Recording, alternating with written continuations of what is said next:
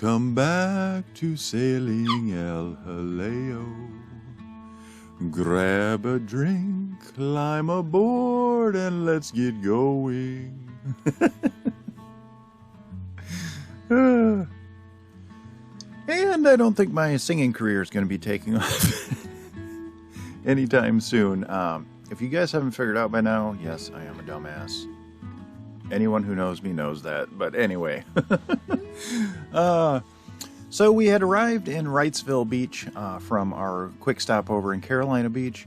And we only planned on staying in Wrightsville Beach for one night. But that slowly turned into 2 weeks. There was the next run for us. We can either stop at Topsail Sound, which is only about 20 nautical miles away. It's tricky getting in and out of there with our draft. It can be a little sketchy, so I don't like doing that if I don't have to. And from there, the next good stop is Mile Hammock Bay, which is right on the edge of Camp Lejeune. And that's about 40 to 42 nautical miles, and that's around 47-ish regular miles. And there was just never a good window for us to get up there, so we'd have to leave super early. And we're fair weather travelers. We're not going to travel in the rain. You know, we just have the soft Dodger, and that leaks like a sieve, and it doesn't give you any cover in the cockpit at all. So we don't like traveling in the rain unless we absolutely have to. And then there was high winds that were coming through. So it was just a series of timing. It just didn't work out, and we were in no hurry, so it was okay. And Wrightsville Beach, where we were at, was relatively protected. We got a little bit of chop and high wind, but it was nothing to write home about. So we were perfectly happy staying where we were at.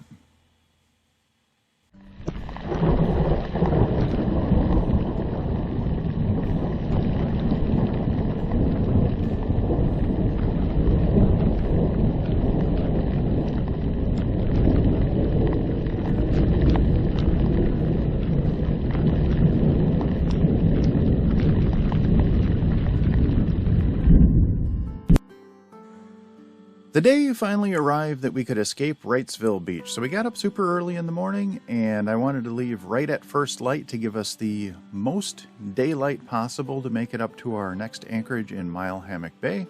And also there are a couple of bridges in the area, and they do operate on certain schedules. So the closest bridge was the Wrightsville Beach Bridge, and that from 7 a.m. to 7 p.m. that only opens once per hour on the hour. And if I could make it there before 7, I wanted to make it there by 6:45 so I could get it to open. It is on demand in the off hours. So anytime you ask for an opening, they will give you one. And the reason I wanted to get there a little bit early was because the next bridge is the Figure 8 Island Bridge, and that is 4 nautical miles away from the Wrightsville Beach Bridge. And they only open on the bottom of the hour and the top of the hour, so on the 30-minute mark and then the hour mark, so like 12:31, 1:32, that schedule.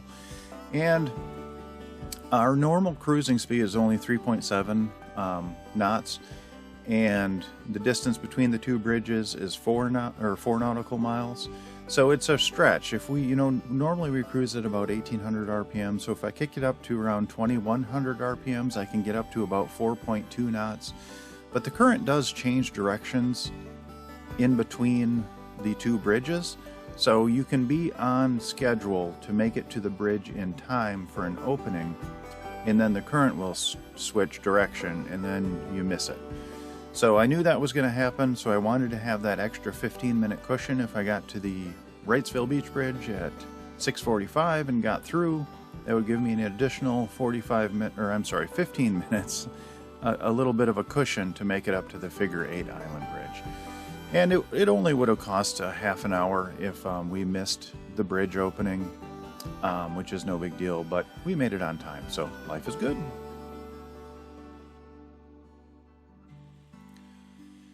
So I do shoot most of our travel footage in time-lapse just because it's excruciatingly painful because we are a slow-moving vessel. And especially when you're fighting against a tide, it can be really frustrating. So there are moments, even though I am shooting in time-lapse, when the camera gets snapped out of time-lapse. If there's a jolting motion or a big motion, Normally the camera locks the horizon, and if that horizon gets disrupted, it'll sometimes snap out of time lapse for a few minutes. So I wanted to show you a passing boat here snapped us out of time lapse, and here we are fighting against a relatively not super strong current, but a moderately strong current. And you can see how frustrating it is to be going this slow. And we were almost up to the inlet, so it was we were only traveling this slow for like an hour, so it wasn't bad. But still, you know, the world goes by very, very slowly. Which leads me to one of our projects for this summer. Are you okay, Hoob? Hoobin, are you alright, buddy? Sorry, Linus is upstairs whining. But anyway, so one of our projects for this summer is to remove the prop and get the pitch changed on the prop. So the pitch of a prop they're measured in inches, and it's how, if I have this correct, it's how far forward that prop will move if it spins, if it was spinning through like a solid object, how far forward it would go in one revolution. That's the way I understand it. I'm not sure if that's exactly correct, but that's the way I understand it. So, and that is the way the blades are angled backward. So you can change the pitch, which is rotating the blade along its, I guess it would be its vertical axis. You can spin it so the prop is facing more backwards, the edge of the trailing edge of the blade. I'm massacring this, but anyway, so you can actually move more water changing the pitch.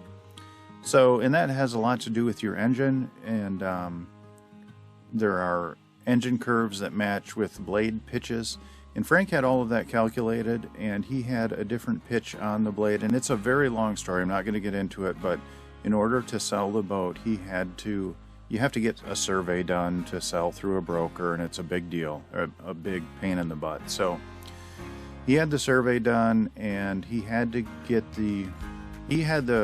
prop set up for maximum efficiency, best travel at the peak performance of the engine at lowest fuel consumption. He set it up the way a smart person would set it up, but that's not the way it had to be set up in order to sell it. So he had to have the pitch of the blade or the propeller changed back to sell it.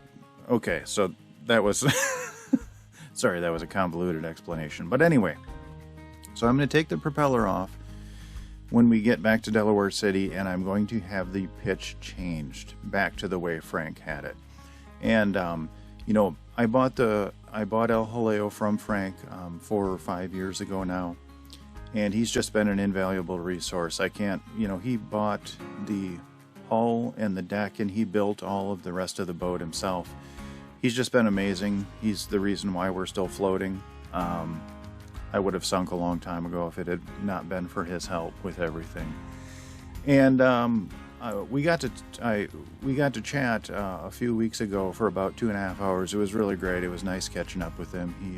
He spends every January through June down in the Bahamas on his new boat, a Whitby, and he had just gotten back up to New York, where he lives on Long Island, when we spoke. And yeah, he's been fantastic to me. I got so lucky. When you buy a boat, normally the owner throws you the keys and says, "Have a nice day. So long. Nice to see you." You know, they say the happiest days of a boater's life is when he buys his boat and then when he sells his boat. So, but Frank was thankfully not that way. It's almost like I inherited, or I took over one of his children, you know, yeah, so Frank has just been wonderful. Anyway, so traveling at slow speeds against the current really stinks. And so our normal traveling speed is around 3.7 knots at 1800 RPMs. Frank typically got around 5.5 to 5.8 at 1800 RPMs. So I'm hoping when we get the blade repitched that we're going to actually gain at least a knot to a knot and a half. I don't think we'll get all the way up to the speed that Frank was. So he had the pitch changed by 3 inches, and I'm only going to change it by 2 just to start, so I can see how that affects the engine performance and everything. So that's one of the projects for this summer. That was a long explanation. I apologize, but it is what it is.